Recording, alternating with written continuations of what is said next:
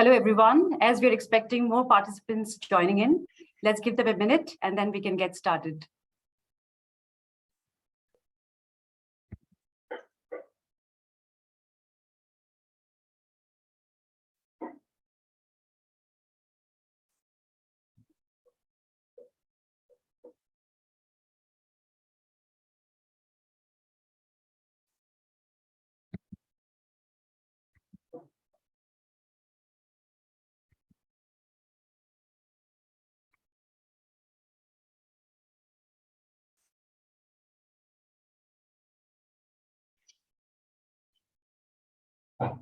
Good afternoon, everyone. My name is Krishna Vij, and I head the captives business at TeamLease Digital and will be moderating today's webinar. Before we begin, I'd like to take a moment to thank all of you for joining us today. We've gathered to discuss an interesting technology that is taking the world by storm, which is none other than artificial intelligence. The world is on the cusp of transforming many sectors through AI, but the way AI systems are developed need to be better understood due to the major implications these technologies will have for society. AI is not a futuristic vision, but rather something that is here today and being integrated into a variety of sectors and understood due to the major implications these technologies will have for the society. At TeamLease Digital, we have done extensive research on how AI is likely to disrupt industries and transform the way we live and work. We've understood that AI can not only automate tasks and improve productivity, but it also helps organizations in saving cost and product innovation. It has the potential to make our lives easier and more efficient, while also posing some ethical and social challenges. While future of work with AI is likely to be a mixed bag of opportunities and challenges. On the one hand, AI is expected to create new jobs, improve productivity, and lead to more efficient work processes. While on the other hand, AI may also replace certain jobs and require workers to upskill themselves. Our report consists of interesting facts about how the future of work with AI is likely to be complex and dynamic, how AI will demand shift in skills, require greater flexibility, and will also create newer jobs. We are set to launch our report early next week and would be mailing it across to all of you. We will also be having a Q&A session towards the end of the webinar, so please feel free to submit your questions using the chat function. Today, we have an excellent panel of experts here with us in this webinar, and we are really excited to hear their thoughts on the future of work with AI. Let me introduce our distinguished panel. Mr. Naveen Patel.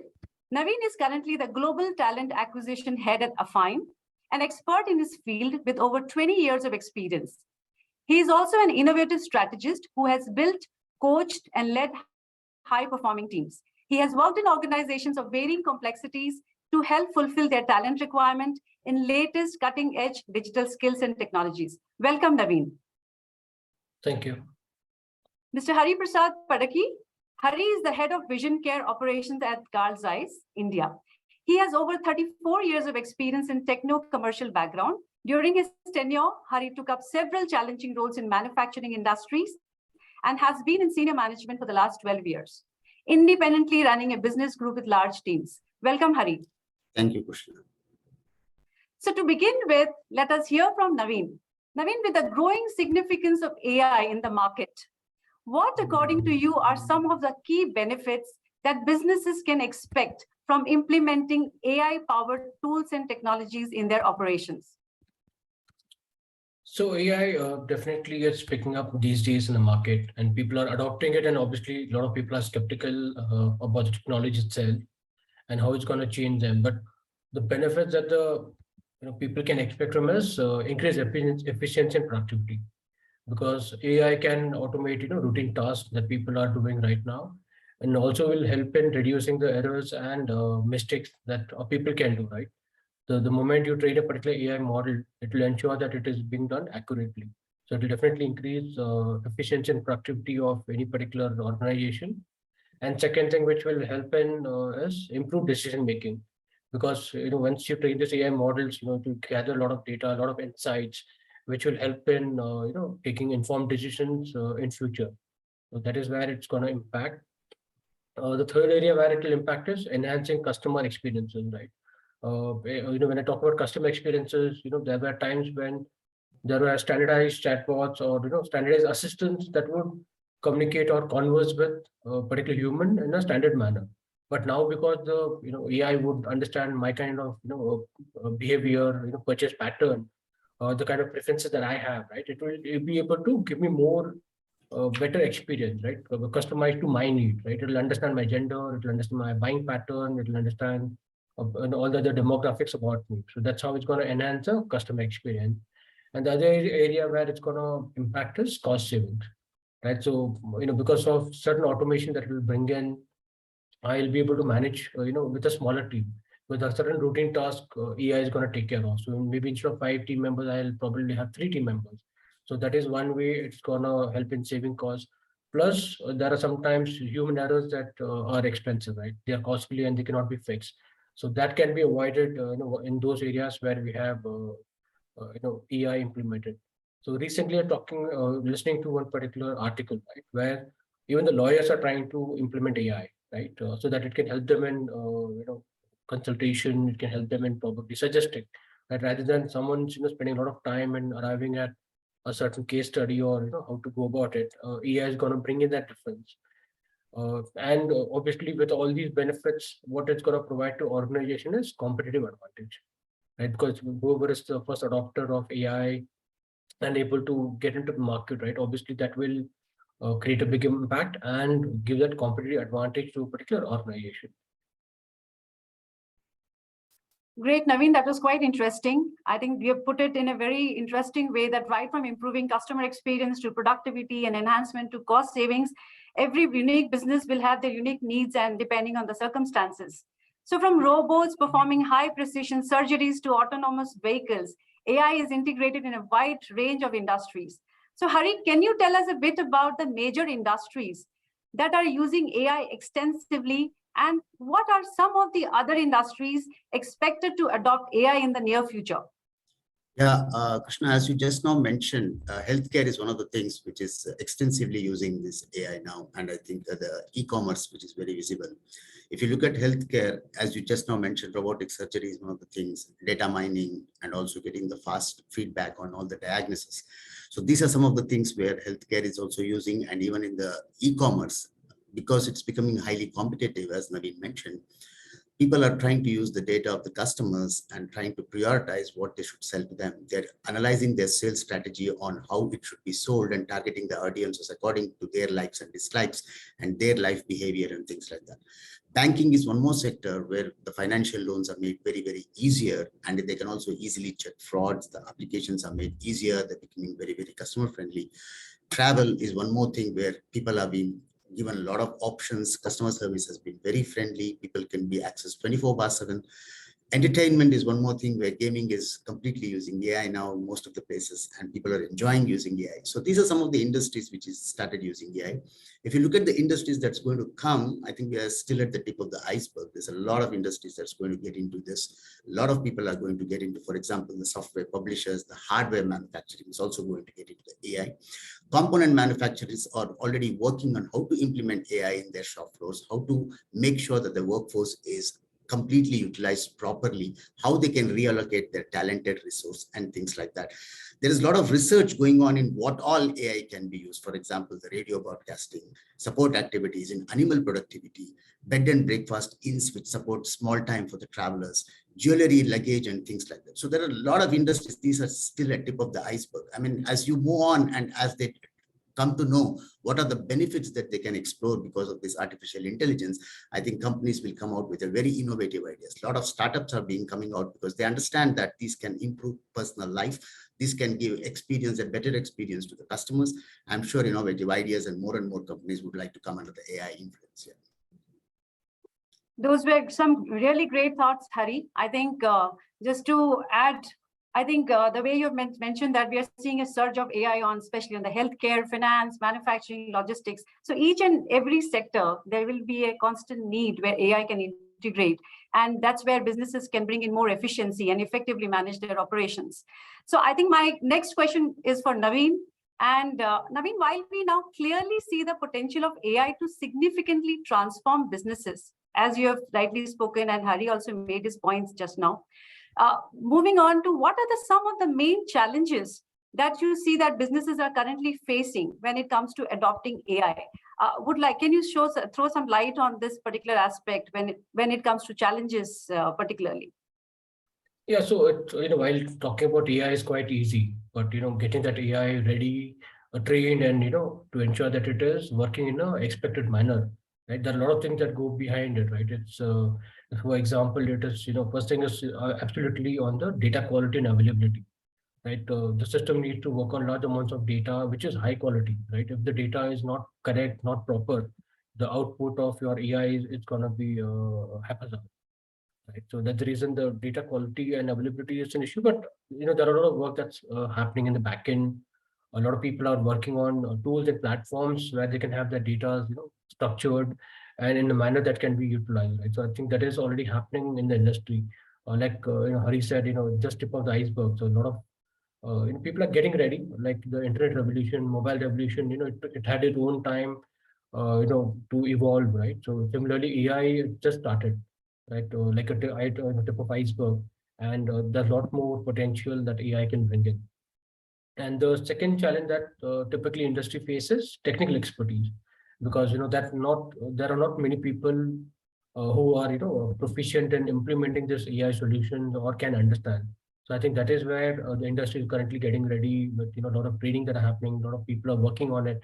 So as and when people do more and more of this, they will become more and more proficient in being able to work on AI models. And because if you are to get ready for AI, people have to again invest. There's a certain cost involved for readiness to get AI. It is not a plug and play tool right now. So that's a slight hindrance to some of the companies, some of the medium-sized companies, right, where implementing AI could also have a cost factor attached to it, right? And apart from that, other thing which interesting is about the ethical consideration, because AI can sometimes bring in data probably with the transparency factor, right, or probably the accountability factor is a concern.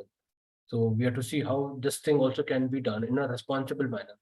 Just implementing AI cannot be done because you will be working with data of maybe public or people or someone's private information, right? So how do you ensure that it is not crossing the line, right? So that is something that companies will have to consider and probably invest in having people who can provide these ethical guidelines and someone who's monitoring these from time to time to ensure that it's not getting into any legal issues with any of the countries.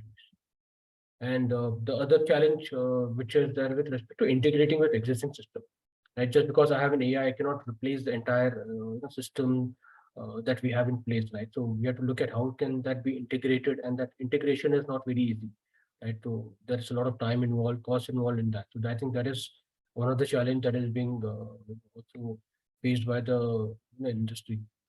And with respect to ethical consideration, also there are a lot of biases and discrimination that have happened, right? Why? Because the AI is nothing but created by humans. The algorithms are written by humans. Right? Everything is fed in by humans and trained in a particular manner, right? So if we are not being careful about that, it could lead to biases, discrimination also.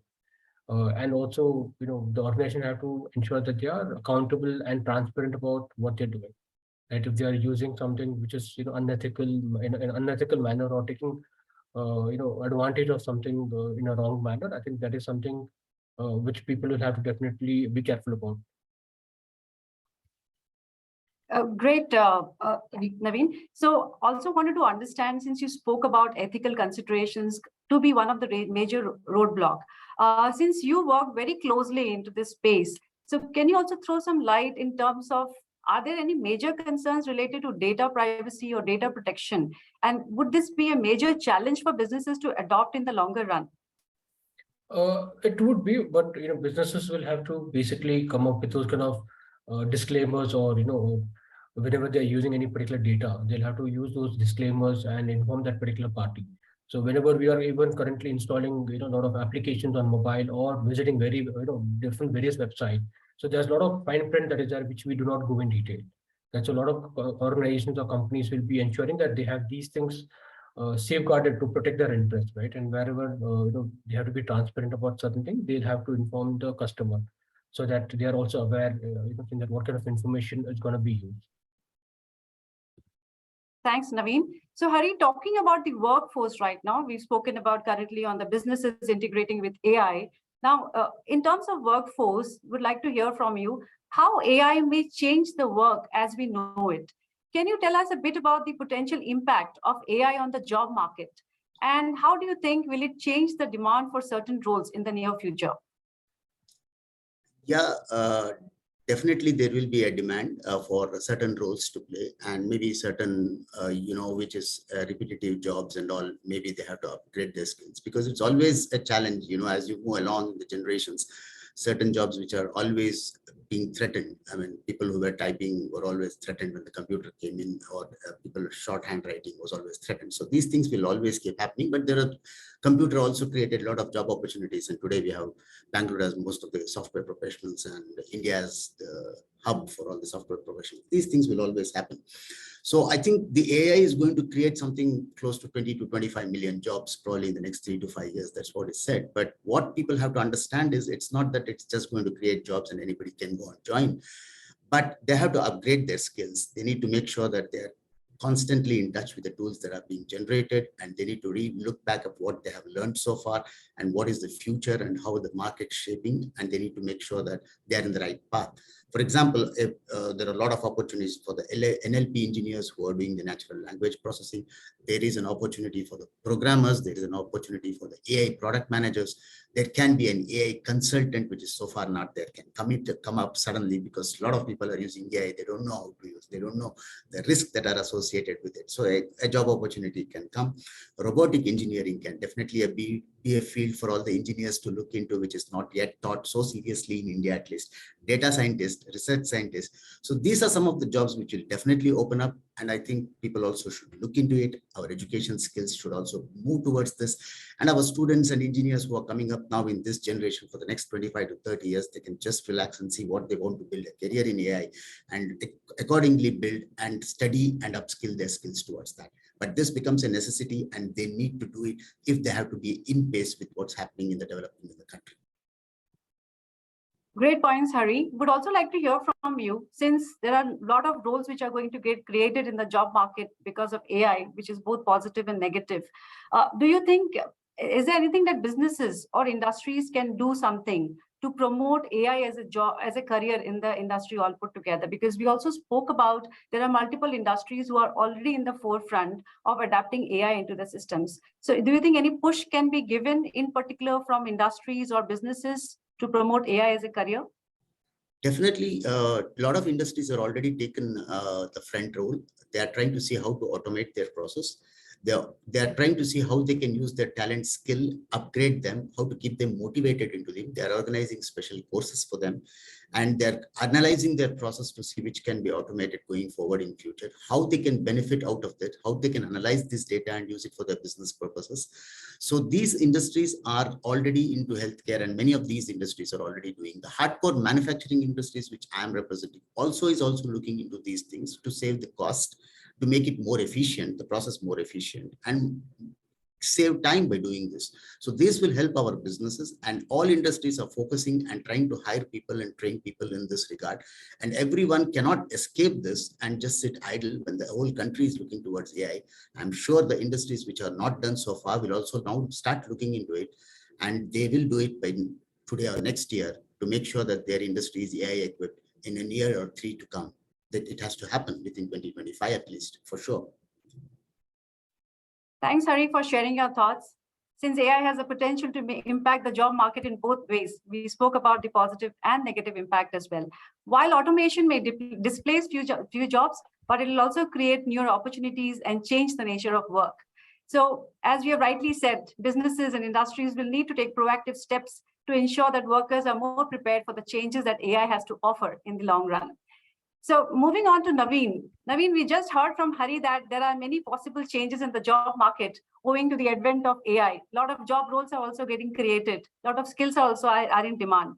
So do you think does AI also have the potential to create new jobs? Like for instance, new jobs in engineering, software design, and programming. in that case, can AI help in empowering the workforce rather than putting their jobs at risk? And that's right. While it will also displace certain job, but it will replace them with newer ones, right? We have also seen this happening from maybe almost 40, 50 years. Starting off with industrial revolution, then we had the internet revolution. There are a lot of things that were brought in, but if you see, they have just created new opportunities, right? With Ola, Uber coming in, right? It was a disruption in the industry, but people are still surviving, they are still thriving, they are coming up with alternate ways of working on something else, right? So it's going to be slow change. Like I said, it's not going to overnight change the entire industry or human civilization. It's going to be a slow process where humans will start adapting to the new, right? Where they will have to bring in the real potential, right? Till the time the artificial intelligence does not become real intelligence. So when I say real intelligence is where the machine itself can start creating something new, right? Till now humans are the ones who are creating something new all the time, right? Even AI models or anything that is there, it's all designed, created by humans. And the moment machines start thinking on their own to do something new, like humans, that's when it's going to be a risky thing. So I'm not sure when that time is going to come, but when that time comes, it's going to replace, like, machine itself will be probably webinar. Right now you and I are there on this webinar as human. Probably tomorrow we'll have machine who will be creating this webinar, right? So till such stage, I think we will definitely have a lot of opportunities. And AI is just not just the interface, right? There are a lot of things happen at the back end. People who will need to manage the data, who will have to analyze the data. We have data scientists, statistical modeling, people who can manage the data, storage space. Then we have cloud coming into picture. So software development. Then you have UI, UX. So a lot of jobs are going to be created. So I think it will be more of tech enabled roles, right? So people will have to ensure that they're becoming more tech savvy and are also upskilling themselves in these areas to ensure that they are being relevant and able to contribute here. And also humans, they'll be able to become more creative now, right? So there are times when people are doing a lot of hard work to achieve a particular outcome. So now they'll have to do smart work. While the hard work can be done by the AI, so they'll have to bring in their competitive advantage and difference to the work. So, example, how I use AI or chat GPT is, respect to certain content that I need to develop, right? So I just allow chat GPT to, my intelligence to figure out what is relevant, not relevant, and what can be used where. So it takes away that particular time that I used to, probably spend on, content building and, proofreading and all that. But now it gives me a certain base, and based on which I'll be able to maybe, look at a job description, improvise a job description, or probably improvise a resume content or summarize the resume. Or if I need to do a posting on LinkedIn or any other platform, and I have to just tell ChatGPT, give me a good structure. I have to just kind of look at it, tweak it, and then publish it. So that's how I'm using AI right now in my work.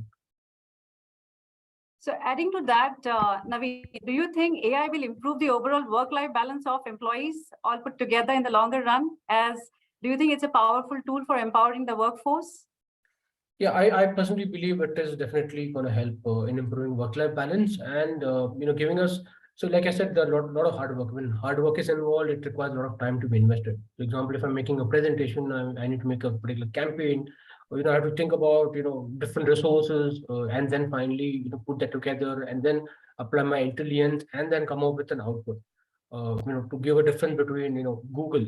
When I do a Google on a particular topic, I get different websites that I have to go through, look at the content, relevancy, read that, probably take out my notes from there, and then kind of create a summary. But with ChatGPT, it picks up all the data of whatever is available and gives me a pre-plated information. So I'm going to save a lot of time over there and just use my intelligence in terms of what exactly I need to use from that content, and it'll give me a better work-life balance. And that is what I keep telling my team as well, saying that utilize as much as you can, and then kind of automate certain tasks, right? So if you want to draft a mail or a response to your particular candidate or to your stakeholders, or even improvise the content, just go and type it there. It will give you a content, and then improvise it and use it, rather than making mistakes or not sending a good communication, right? So this is something which I've used. An example, that's also I was helping people with improvising their resumes, right? So I found ChatGPT to be very useful, right? In terms of if I just say improvise this particular resume or improvise the job description, it was giving a wonderful output. I would say almost 90-95% accurate. Great, Naveen, since you've already touched about ChatGPT, which was obviously my next question to you. However, since this is the latest buzzword in the world of AI, and I'm sure we all have used ChatGPT to pick up an interesting line or just some basic knowledge gathering. With it being the talk of the town at present, so my question to Hari is, what's your opinion on ChatGPT? Do you think it is here to stay? Also to add, are there any specific jobs which are at risk? Hari would like to hear from you. Yeah, I mean, definitely ChatGPT is going to stay, if that has to be a straight answer. I don't think we should think that this is a flash in the pan. It's not a flash in the pan. So I'm sure it's going to stay for long, and we have to learn to live with this. We need to see how to make use of this and make sure that we get the maximum benefit of this. I think with the help of this, I think we should understand what relevant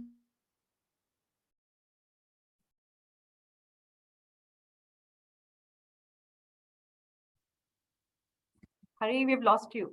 Hello.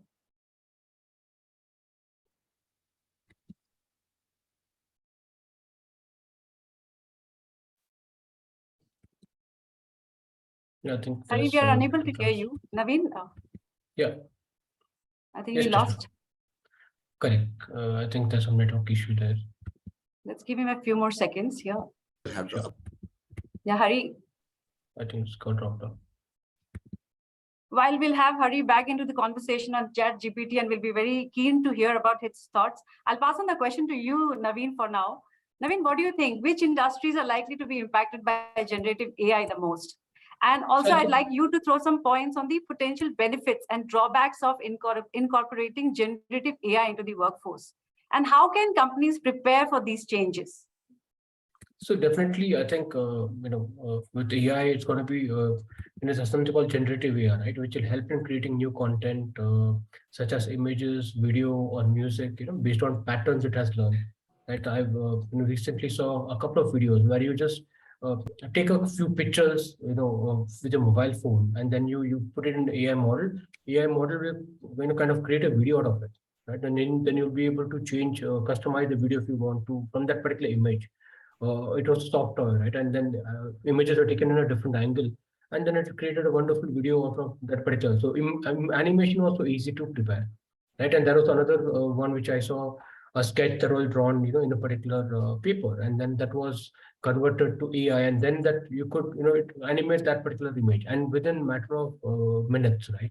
So imagine the kind of potential it's got in terms of creativity. I think while it replaces certain roles, but it will also give opportunity for people to adapt to a lot of new things that probably they wouldn't have been able to do it. So example, I'm not a good, painter or, with sketches, but I can just draw something and I can improvise that on this. If I have that particular idea, I can always go and develop it with help of AI, which I couldn't have probably thought about earlier. I think that's where, it's going to become more and more creative. An example I mentioned about retail and e-commerce, right? So that's another place where people are going online or going and shopping, and based on my particular pattern behavior, like I said earlier, it will customize. So I'll be able to probably see recommendation, and I'm sure a lot of people have also seen a lot of ads being recommended for us, right? So when I'm using a particular app or a website, right, the ad that I see and what you would see would be different because of your pattern behavior that you have, the kind of product that you've been seeing, online, right? So accordingly, it will get more and more customized now. And then also people will be able to look at certain products without even getting to a particular showroom.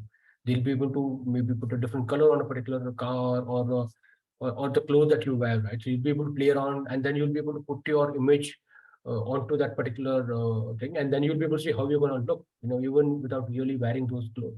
So I think that's something which is going to become more interesting. Entertainment, gaming is another area, which is always about creativity and something different, right? So that's something which is going to get more and more, and also with metaverse coming in, I think people are going to, get into more immersive experiences than in the past. And like Hari also mentioned about the healthcare industry, because that's another area where, with a lot of information being online, right? structured data about patients, about the past life, trend, your family members. So AI will definitely be able to predict and give you better outcomes or better predictions with respect to your health. I think that's going to be another area where it's going to really pick up. The only area where I think people have to really be careful is with respect to ensuring that there are no biases or discrimination that creeps into this particular model, because that's something which will definitely not be the right thing for the industry. And that's about it, Krishna. Thanks, Naveen. I think you would have already covered most of the queries which our participants would have for today, specific coming to Chat GPT topic. And I think you've clearly called out that businesses and organizations are and will look for ways to leverage AI to improve customer experiences and optimize business operations. And Chat GPT or similar AI-powered assistants will likely become increasing ubiquitous and more advanced. So moving back to Hari, since Hari, we lost you and we wanted to hear from you specifically on the jobs that you think because of Chat GPT might be at risk? And is there a way companies and job seekers can prepare themselves to use these highly evolved tools effectively? Yes, Hari, we'd like to hear from you on that. Yeah, sorry for that bad connection. So yes, I think if you look at today, what companies has to do is they need to reorient their resources. They need to train. They should not engage them in repetitive jobs. They should see how to make sure, because I mean, Chat GPT doesn't have a common sense. It's not a human. I think it will just rely on the data, what is already available in the system. So make sure that the data flow is correct. Make sure that what we do is we have to get the accurate data to the algorithm. Make sure how do you assess what is accurate data? How do you collect this data? How do you orientate it correctly? How do you make sure that it is not biased? How do you make sure it's more informative and the information is correct? I think these are the things that companies has to look into. If there's always a repetitive job, somebody is just fetching somewhere from the data and just giving it, I think ChatGPT can do the job. You can do away with that resource. So if there is a jobs that is already thinking that they've been doing the same job for the last 10 years, those people should be worried. But otherwise, there are a lot of jobs which people need not worry. For example, new things that is coming in coding, they can think of what they can do. ChatGPT cannot think. But there are some telemarketers who are trying to advertise some wrong things. That is gone, because I think whatever telemarketers are doing, ChatGPT can also. As Naveen already mentioned, people like lawyers are already using to see the cases. They can use it very effectively to see how to argue whether these case laws were true, what was there behind, how to make sure whether this is a true or it's a fraud and things like that. So people should not worry whether they lose the job with this. People should only look at how to upgrade them towards the necessary and how to make sure that their training and the tools are effectively used, and also use the ChatGPT things outputs to make sure that their business or their focus is satisfied. Even in research, people want to use to see if there is anything available in earlier data and make use that they will use this information for their focus and studies. Thanks, Hari. So as AI continues to reshape the workplace, it's important for job seekers to develop skills that will enable them to adapt to new technologies. So Naveen, as you work in the talent space, can you tell us how the workforce can prepare themselves for the future with AI? In particular, what are the AI skills that will be in high demand in the future? Sure. So I think not just maybe people who are technical, but I think a lot of people will have to go towards the digital revolution, because digital revolution is here to stay, right? So example, maybe 10 years ago, if you would have spoken about PTM and any other online modes of payment, I wouldn't have even imagined that could happen, right? But if you see, it's got into everything, and because of this, if people have to become more digital, there are certain skill sets that they'll have to embrace, right? One is, example, the data analysis, because each and everything that we are talking about, it's generating data, right? Because everything is on internet, everything is being digital. Even if, example, if I'm moving across places, Google is, gathering data about me. If I'm browsing a website or application, there's constant generation of data that's happening, right? So now, how does the data have to be structured, organized, stored, analyze, how can I put an algorithm to it? How can I do coding to it? Right. So, data analysis and its data management is going to be a key area, because unless you don't get your inputs right, obviously the output is not going to be relevant. So I think that's going to be a huge challenge, a huge potential right now that people will have to definitely look at how they can get into the data analytics side of it. And then also we have a natural language processing, right, which is basically helping to develop chatbots or virtual assistant or any other AI-powered communication tool, because there has to be an interface between the machine and what is in the backend. I think that is something that another area where people will have to look at how they can improve. Then obviously there are associated ones. People will, earlier they could maybe do coding or maybe one or two roles. It could suffice, but now they'll have to develop, something towards data side, towards to understand that, right? I just cannot know AWS as a cloud and not know anything else. I need to know, how to, maybe utilize Azure or AWS, GCP on the, database tools that are there. How do I implement it? How do I integrate it? So people will have to be fungible in their learning, so that they're able to, stay relevant to the role that these guys are playing. And the other area, which obviously, like I said, we can probably have people who are taking care of the ethical consideration, right? Whether the AI model, tool, is it ethical or not ethical? So that's another area where people can probably pick up as an area.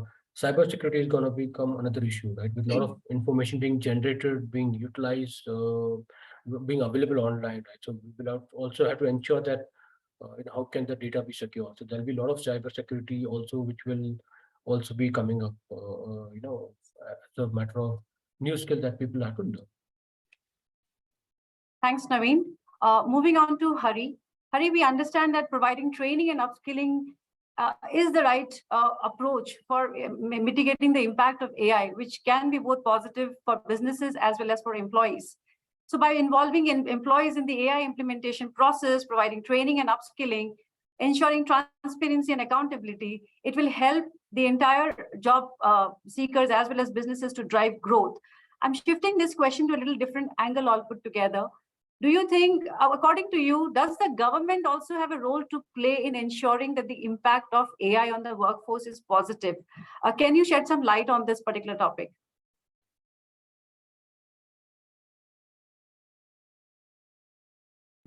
Hari, you're on mute.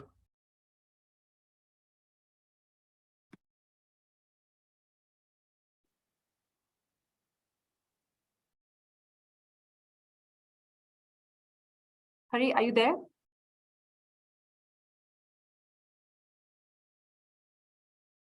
So look Okay. at their loss. Hello. Sorry. Hari, can we hear you? Yeah. Can you hear me? Yeah, we can hear you. Do you want me to repeat the question for you, Hari? Yeah, please. Okay. Hari, my question to you is, as businesses delve into the implementation of AI in their operations, what are the ways that they can ensure that the impact of AI is positive for employees as well as businesses? And according to you, does the government also have a role to play in ensuring that the impact of AI on the workforce is positive? Yeah. Government has to make sure that they engage the employees very frequently on this, so that there's a positive impact on the employees, because today I think there's a lot of work burn that's happening in the employees. There's a skill shortage which is happening in the employees. So the business has to make sure that the right skill trainings has been given to the employees. And then there's an employee burnout. Recently, when we saw the pandemic, there are a lot of people working online for hours together. They were not getting proper time and things like that. Strategically, they can use this AI to make sure that they get the right data at the right time. And then they can use this tool for effective individuals' time that they can save. And they can also do some employee time tracking. I'm sure all employees who fill out the timesheets is not definitely interested to do when they especially work on different systems like CRM, ERP, and calendar, and some legacy systems. But I think using all these AI, they can consolidate the time which they have worked, and they can automate this process. Decision making can be easily faster with available data which can come at once, and the senior management can use this for decision making, and the businesses can use this for the efficiency and productivity in their business. Coming to the government can also look at how government bodies can see how they can assist the business to make sure, because today government has quite a lot of employees and labor laws, which has been simplified after 2000, I would say, once the BPOs have come and software companies have come. But they can also make sure that they provide with a lot of trainings. They can bring up the skill from the bottom level, from the school level, from the colleges level, and ensure that people who are coming up with innovative ideas and all creative ideas should be encouraged and probably recognized. And there should be a space that is created where all these are discussed across the business and see how it can help a country and how we can create a talent pool from the organizations. They should not try to be a hurdle stone, but they should facilitate probably a tax laws or an income tax laws or whatever laws make the business easy for them, because there was a time when even software transactions was more cumbersome to do with the government, but I think it has eased much a lot. So these are some of the helps that government can do and make sure that the talent is built up at the right time, at the right speed for the businesses to be hired in India within itself, so that we can retain that here. Thanks, Hari. Over to you, Naveen. So Naveen, also would like to hear from you as well, specifically on the government initiatives. What role do you think the government is playing in ensuring towards creating a future-ready workforce? So I think they're giving a lot of encouragement to the industry, right? So I think when the industries are growing, automatically the opportunities for workforce will come into it, right? And I also see a lot of initiatives where government is also, having different bodies which are basically, going global, and also having a lot of webinars or conferences, events where they are ready to invest money and also are focusing on it, right? I think there are times when government, never used to look at all these things as important things, but now I think they've understood the importance of the technology and AI, and how it's going to play a role in everything, right? While the government, is one body, but they also can, leverage AI technology for everything. And we have seen that happening in the last few years, where they're adopting, example of vaccination, which was, came in through COVID app, right, for all the people in India. So similarly, they understand the potential and how they can manage, right? And managing 1.4 billion population is not very easy, right? But by adopting to technology in multiple areas, I think that is why the government is focusing and bringing in that particular digital transformation. And I think they are very, very pro towards us. So I think it's going to help in creating a lot of opportunities. Plus, they are also creating a lot of universities and areas where people can learn, right? So there could be certain areas where people are probably not having enough money to, maybe get some good courses. I think government is also investing in those areas where people can also easily embrace technology, learn new skill sets. So I think that is something which is going to be the key in the next 10 years. And after that, I'm sure it's going to be very, very different workplace with a lot of people adopting to technologies and IT skills. Just to add to that point, Naveen, are these AI courses really expensive, or can you also think of the track in terms of any certain institutes who are offering these courses? Is it possible to call out a name of a few for the interest of our participants? So there are a lot of edtechs that have come up, right? There are even certain edtechs, like example Masai School, right, where they basically will teach you for free of cost, right? So you can pay back the college after you get a job. So they have a particular model where you can just go and join, finish the course, and only when you get a job of 5 lakh rupees, right, you can start repaying back for your course fees back to the campus. If you don't get a job, you don't have to pay them, right? So that's the kind of model that have come up in the industry right now, which I think definitely is very encouraging. And I'd been to one of their events where they spoke about a person, from a remote place in Bihar, who was able to change his life. Right, he was not happy with what he was doing. He was also driving cars, cabs, right, services, but that was not his passion, was right. And then he heard about this particular ed tech, where people can join, finish the program without paying anything, right? And I think he went ahead with that, and he also got placed with one of the new startup companies, and then his life changed. He became, and then he started paying back to the campus after that. So there are a lot of such edtech firms that are coming up with these kind of models, or maybe with a lesser fees, where people can enroll themselves and pick up these new skills. I think this is going to be more and more, and even they have a target of giving back to the community, right? Because their vision is not to just generate money or commercial business. The idea is to give back to the community, transform India, right?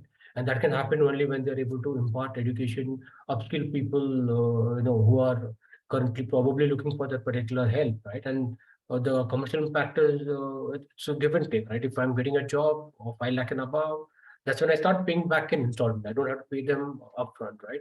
I think that's something which is going to be changing the way people are looking at the education in these sectors. Thanks, Naveen. Moving on to Hari. Hari, while we heard from Naveen in terms of what are the courses and what are the kind of courses which are available in the market and how one can look at having a career, Also like to understand, because we also have a lot of freshers who also want to aim a certain career in AI. Can you also throw some light as in, are there any certain basic interdisciplinary skills which are required, at least to at a base level? So if a fresher wants to start a career in AI, would like to hear your thoughts on this. They need to definitely learn a bit of coding. I think machine learning, they should be interested to learn machine learning. Python is one of the language which people are learning now, and they can also do speech recognition courses.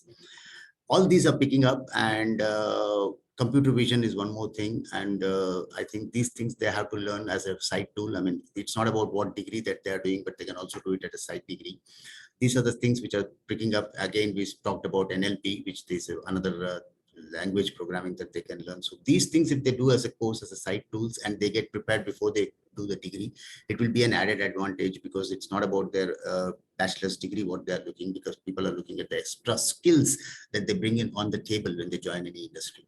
So to develop today, India is more to being developing towards a skilled country. It's not about just holding a degree and showing a degree certificate, because everywhere you are getting autonomous universities and things like that. More than the degree certificate that you hold in the hand, the demonstrated skills at the workplace carries more weight.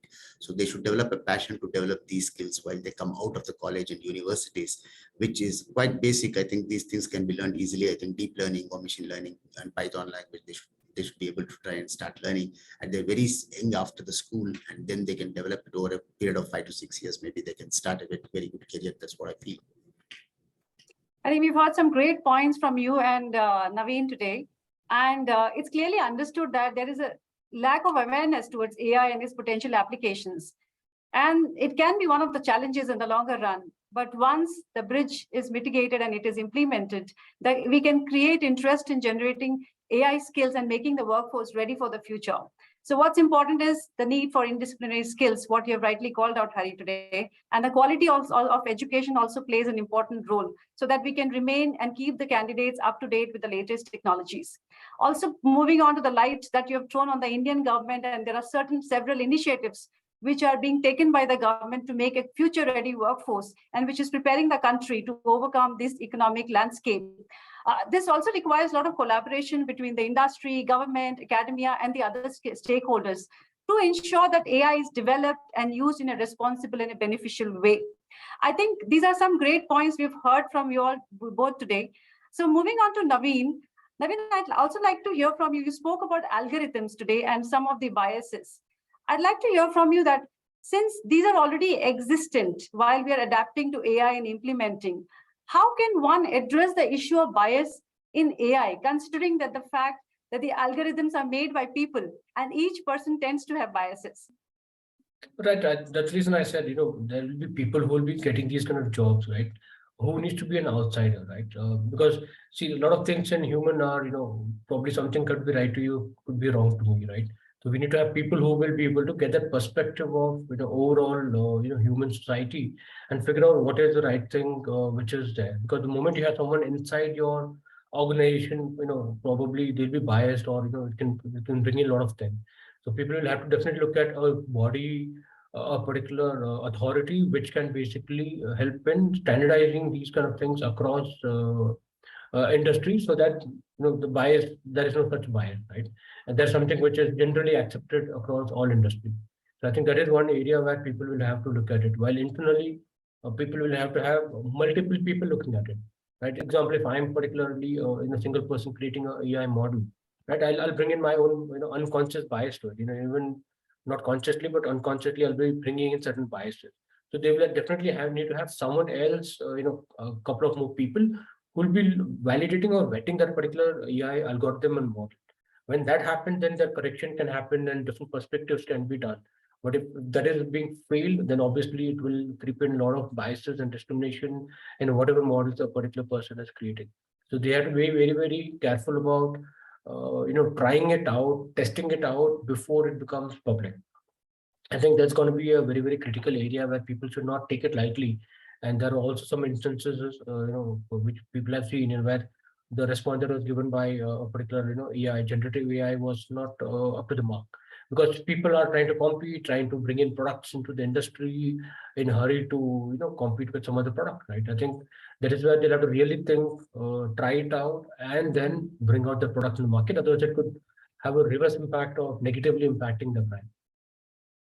Thanks, Naveen.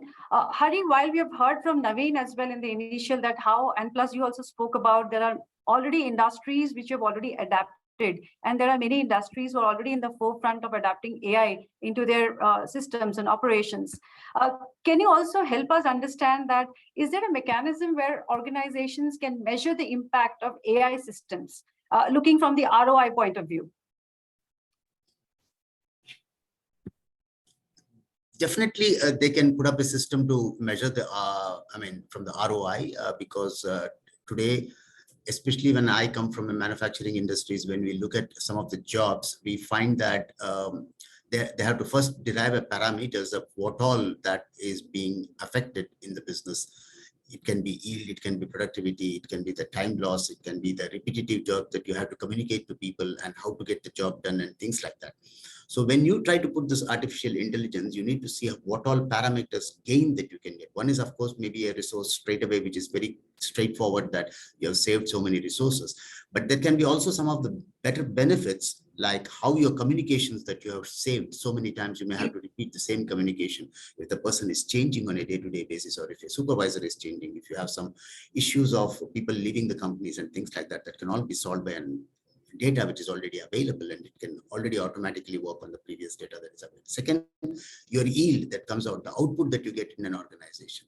So I cannot put a number of, if you start investing on AI, what would be your ROI, because different companies wants to implement different AI advantages to their system, but they can easily try to track different parameters in their working environment and start seeing how they can make a benefit either in the productivity, the time, the resource, their communication effort, or their data fetching things, or the wrong data that was going, or the human error, and these things, and come to a, probably in 3 years time, they will have a method to see how this application, if you involve in an AI, what will be your return on investment and how fast. Maybe that will evolve over a period of time with the different financials working on it, but I'm sure that's going to come, and it will be much more easier for companies to think which part I should take and how I can easily work. If you do it in manufacturing, this is the ROI. If you do it in banking, this is the ROI. I think a trend will come that way to evolving out of this. I think some great points have come up in today's session, and thank you, Hari, for these inputs.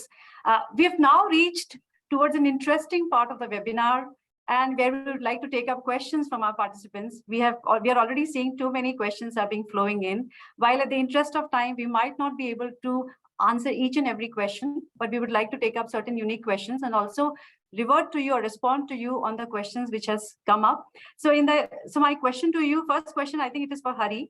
Hari, can you also throw some light on some inputs on AI used for building smart cities?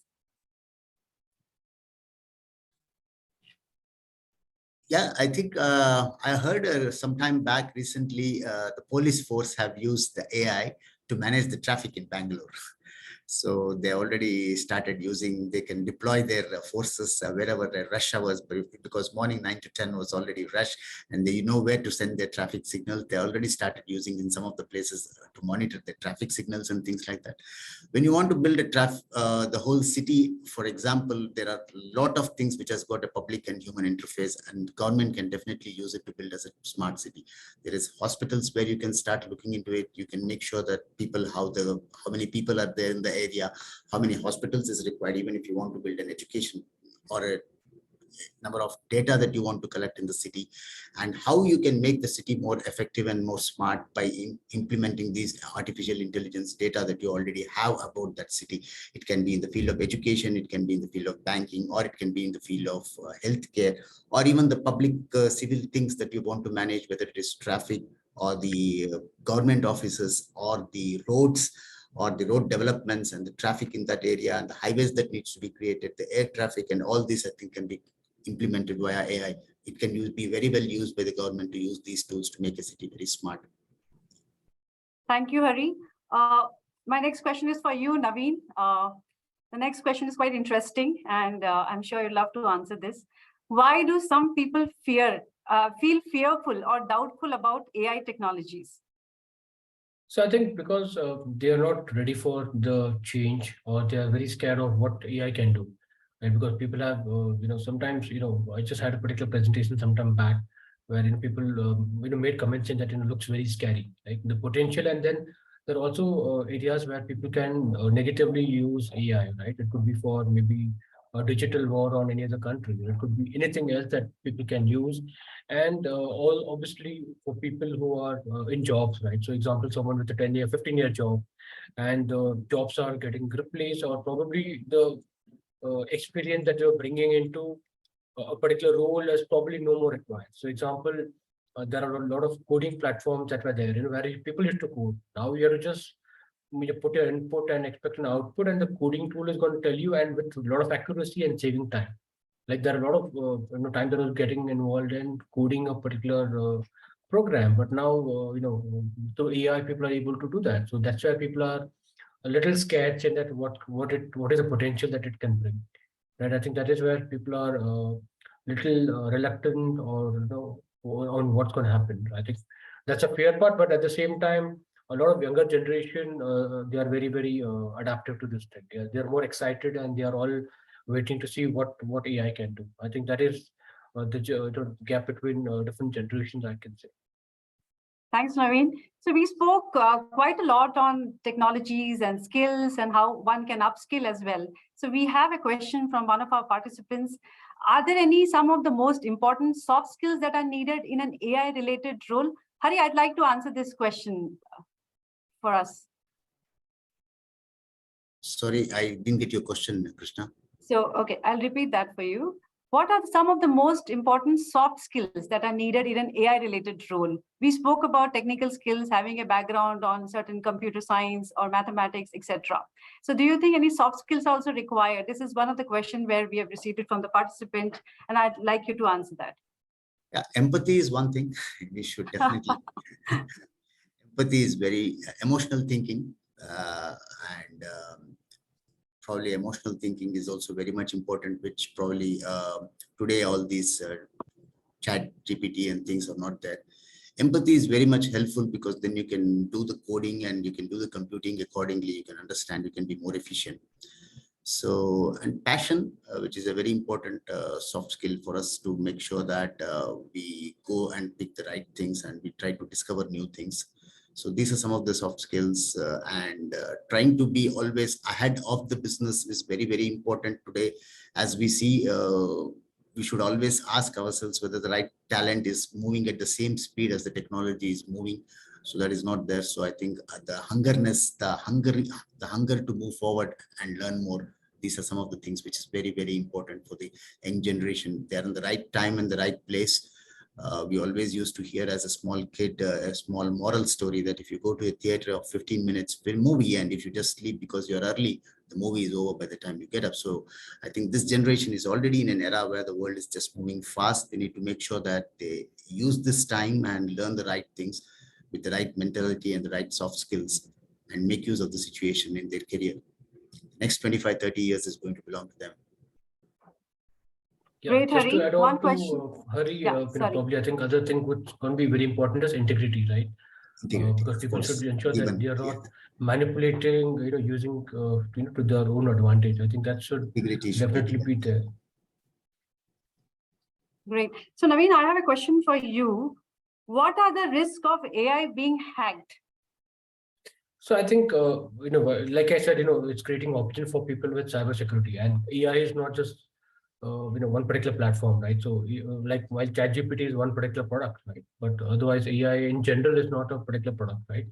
And obviously, like I said, when people are using AI model or implementing, they also have to consider the security factor to it. They cannot just get something on public or online, and I'm sure all the companies are also very very particular about that. Before they're launching something on online or on internet, they are considering all the factors with respect to data leakage, privacy, and all those things. So I think the chances are less, because people have been evolving on different hackers, and there are also ethical hackers that are there, right? So they also do the job of trying to hack a particular portal website. There are firewalls that are built on products, right, to ensure that people are not able to hack them. So I think that is also evolving. Like I said, AI is not just one part, right? It is going to be driving the entire industry in multiple things, right? It could become in the cloud storage, security, software developers, UI, UX, designers, creators. It is a whole lot of things, right? It is not just one particular part. And I think, like similar to any particular application that I, implement or I can go public, I have to ensure the security factor. Similarly, for any AI product or tool, people are also looking at the ways, that it will not get hacked and misused. Thank you so much, Naveen and Hari, for taking your time and answering so many interesting questions today. I think the entire session was quite engaging and interesting. While I would say that this topic is so elaborate and we cannot cover everything in 1 hour, and there is so much to learn about this transformative technology. So I would like to end the session and also thank you for the conversation today, which was super insightful in understanding the possibilities of AI. So please look out for the launch for our insightful paper on AI early next week. We would also keep you all posted about the developments. And I would like to thank all our participants, our panelists, for attending and participating in this webinar, and wish you have a good weekend ahead. Thank you, Krishna, and thanks TeamLease for giving us this opportunity. Thank you very much. Thank you, Krishna, for being a wonderful host, and thank you, Hari, for sharing your insights. And I would like to thank TeamLease Digital, to give this opportunity and stir this particular, conversation and debate. Obviously, there are a lot of learnings for people out there in terms of giving them direction, in terms of giving them the right information about AI, right, so that they are also guided in the right direction. Thanks, everyone. Thank you, Naveen. Thank you, Hari. Thanks a lot. Thank you. Thanks. Good day. Thanks. Have a nice day. Bye.